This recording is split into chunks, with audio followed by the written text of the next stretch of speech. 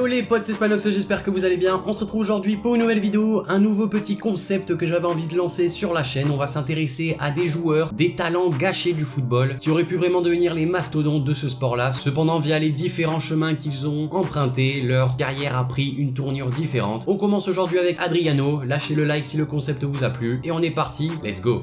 Quand il s'agit d'évoquer la carrière d'Adriano, difficile de ne pas parler de gâchis. L'empereur, de son surnom donné par les tifosi de l'Inter, a régné sur le football mondial avant sa longue descente aux enfers. Je vais vous faire un bref retour en arrière sur sa carrière pleine de galères. Formé à Flamengo, Adriano ne mettra pas longtemps avant de dévoiler son talent dans son pays natal. Dès sa première saison pro, il intègre la Seleção pour les éliminatoires de la Coupe du Monde 2002 et il se fait repérer par l'Inter Milan. Considéré comme le futur Ronaldo, Adriano montre déjà des capacités jamais vues lors d'un match amical contre le Real Madrid à Bernabeu. L'Imperatore rentre pour 8 minutes de jeu et fait bouger les filets sur un coup franc à 150 km/h, venant se loger sous la barre d'Iker Casillas, un but qui ne l'empêchera pas d'être prêté car le club lombard le jugeait encore un peu trop tendre. Un premier prêt peu concluant à la Fiorentina, puis un autre réussi à Parme avec ses 26 buts en 44 matchs lui permettent d'évoluer une saison complète à l'Inter Milan par la suite. La période entre 2003 et 2006 va marquer la carrière d'Adriano. Le joueur brésilien enchaîne les buts et ne semble pas avoir de défaut.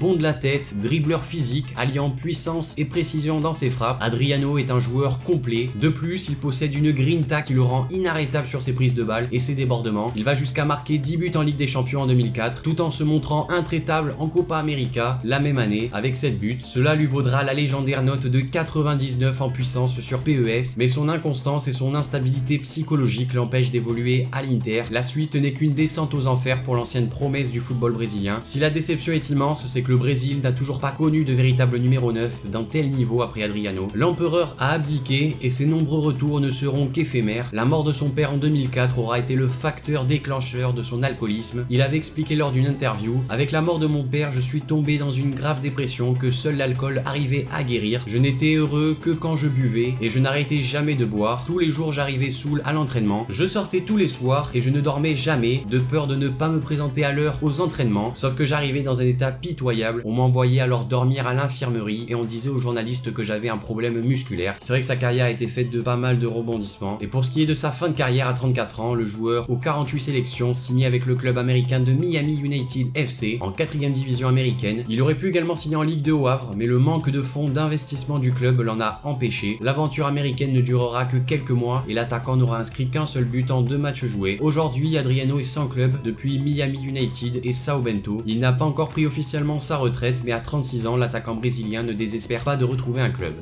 Donc voilà les amis, cette vidéo concernant Adriano, sa carrière, qu'est-ce qu'il est devenu. La vidéo est maintenant terminée, n'hésitez pas à me dire dans les commentaires ce que vous en avez pensé de cette idée de vidéo, du concept également. Lâchez le like, ça fait extrêmement plaisir. Abonnez-vous si c'est pas déjà fait. Et moi je vous dis à la prochaine pour une nouvelle vidéo, c'était Spanox. Allez, salut tout le monde.